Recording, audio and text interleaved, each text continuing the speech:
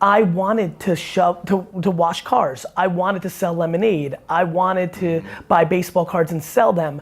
Business, or like that action of the business game and putting in the work, is my joy.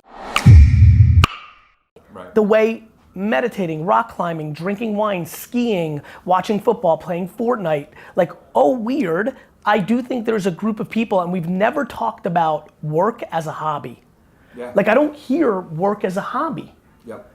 Like I can't. Devoting yourself to the work because that's what you want to be Last doing. night, spending 3 hours trying to find Sam Darnold rookie cards on eBay, sending them to Lou, buying them, studying how rare Prism rookie cards go up. Like 4 hours of joy. Yep. I haven't been happier.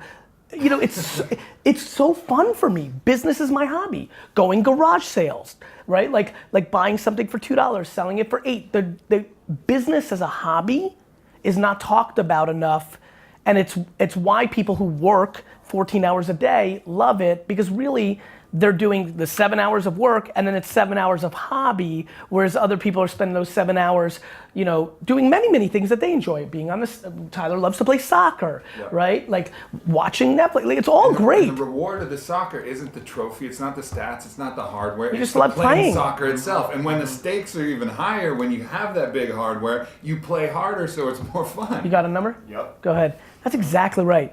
Business as a hobby is a topic that I need to expand on.